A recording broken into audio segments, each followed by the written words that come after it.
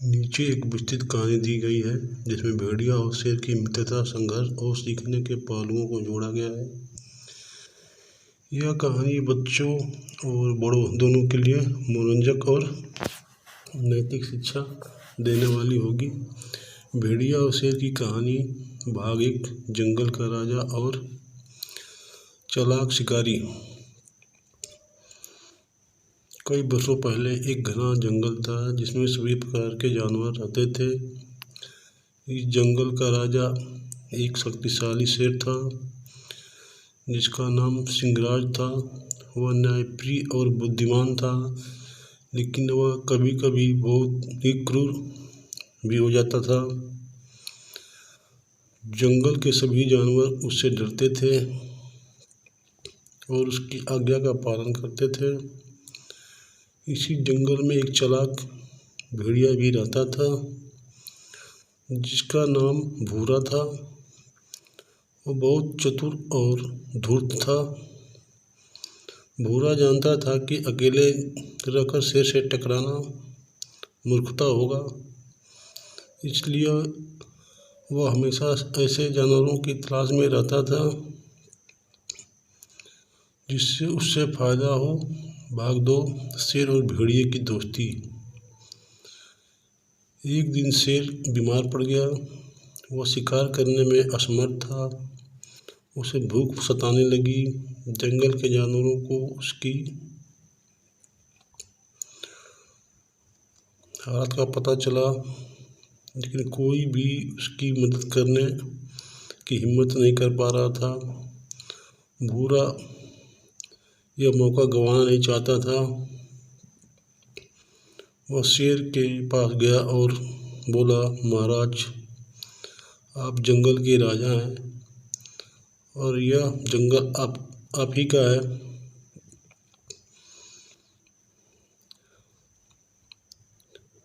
और आपके कारण सुरक्षित है, लेकिन अगर आप भूखे रहेंगे तो यह जंगल भी खतरे में पड़ जाएगा। मैं आपकी सेवा करना चाहता हूँ और आपके लिए शिकार लाकर दूंगा। शेर को यह प्रस्ताव अच्छा लगा। उसने भेड़िए को अपने पास रख लिया और कहा, अगर तुम मेरे लिए प्रतिदिन भोजन लाओगे तो मैं तुम्हें अपने साथ रखूँगा और तुम्हें कोई नुकसान नहीं पहुँचाऊँगा। भूरा बहुत खुश हुआ। अब उसे भोजन के लिए खुद शिकार करने की ज़रूरत नहीं थी। वो अन्य जानवरों को धोखा देकर और चालाकी से उन्हें शेर के पास ले जाता और शेर उन्हें मारकर खा जाता था। भाग 3, लोभ और विश्वासघात। भेड़िया अब शेर के भरोसेमंद साथी बन गया, लेकिन धीरे धीरे उसकी महत्वाकांक्षा बढ़ने लगी। उसे लगा कि अगर वह खुद जंगल का राजा बन जाए तो उसे और भी ज़्यादा सम्मान और सुविधाएं मिलेंगी। एक दिन भूरा शेर से बोला, महाराज, आप बूढ़े हो गए हैं। अब आपको ज़्यादा आराम करना चाहिए और राजकाज का काम किसी और को सौंप देना चाहिए। मैं हमेशा आपके साथ रहूँगा और आपके लिए शिकार लाता रहूँगा। अगर आप चाहो तो मुझे राजा बना सकते हो और मैं आपकी सेवा जारी रखूँगा। शेर को यह सुनकर बहुत गुस्सा आया। उसने गरजते हुए कहा, मूर्ख भेड़िए, तुमने मेरी सेवा अपनी भलाई के लिए की थी, न कि मेरी मदद के लिए। मैं अभी जंगल का राजा हूँ और जब तक मैं जीवित हूँ कोई और इस गद्दी पर नहीं बैठेगा। भेड़िया डर गया, लेकिन उसने हार नहीं मानी। उसने सोचा कि वह किसी और तरीके से शेर को हटाकर राजा बन सकता है। भाग 4। धोखे की योजना। भेड़िया ने जंगल के अन्य जानवरों को उकसाना शुरू कर दिया। उसने हिरन, खरगोश, बंदर और कई अन्य छोटे जानवरों से कहा, शेर अब बूढ़ा हो चुका है, यह जंगल पर राज करने लायक नहीं रहा। अगर हम सब मिलकर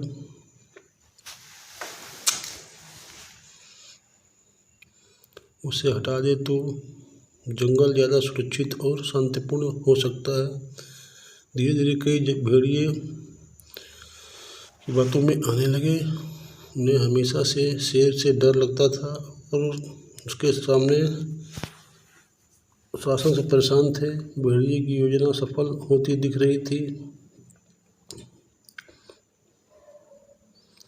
भाग 5। शेर का बदला। शेर को अब यह पता चला कि भेड़िया उसके खिलाफ षड्यंत्र रच रहा है, तो उसने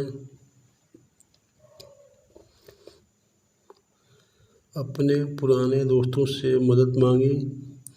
शेर ने अपनी ताकतवर मित्र हाथी, भालू और तेंदुए को बुलाया, उन्हें सच्चाई बताई।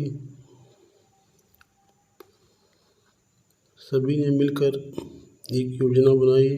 अगले दिन जब भेड़िया और उसके साथी शेर पर हमला करने वाले थे, तभी हाथी ने अपनी भारी आवाज़ में चिघाड़ मारी और सभी छोटे जानवर डरकर भागने लगे। भालू और तेंदुआ झाड़ियों से निकल आए और भेड़िए को चारों तरफ से घेर लिया। शेर गरजा, भेड़िए, तुमने मुझे धोखा किया, तुमने मेरी दयालुता का गलत फ़ायदा उठाया, लेकिन अब तुम्हें तुम्हारी सज़ा मिलेगी। डर के मारे भेड़िया कांपने लगा और उसने सोचा कि अब उसकी मौत निश्चित है।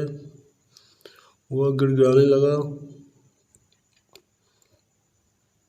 महाराज, मुझसे गलती हो गई, कृपया मुझे माफ़ कर दीजिए।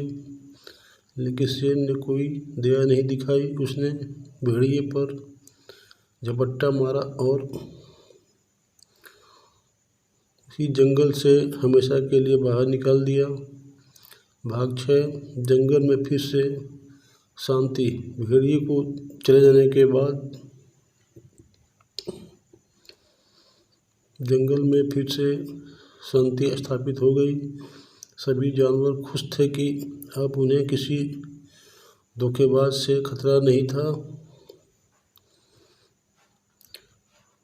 अच्छा नहीं होता है जो अपने स्वार्थ के लिए दूसरों को धोखा देता है, उसका अंत हमेशा बुरा ही होता है। शेर ने सबको समझाया, इस जंगल में सभी को मिलजुल कर रहना चाहिए। लालच और धोखा किसी के लिए भी भेड़िए की सजा से सभी ने एक महत्वपूर्ण सबक सीखा कि धोखे और लालच नहीं मिलती, बल्कि ईमानदारी और परिश्रम से ही असली जीत होती है। सीख। स्वार्थ और लालच का अंत बुरा होता है। किसी के भरोसे का गलत फ़ायदा नहीं उठाना चाहिए। बुद्धिमान और ताकत का सही इस्तेमाल करना चाहिए, न कि दूसरों को नुकसान पहुंचाने के लिए। सच्चाई और ईमानदारी से जीने वाले लोग ही लंबे समय तक सम्मान पाते हैं। यही कहानी का उद्देश्य था।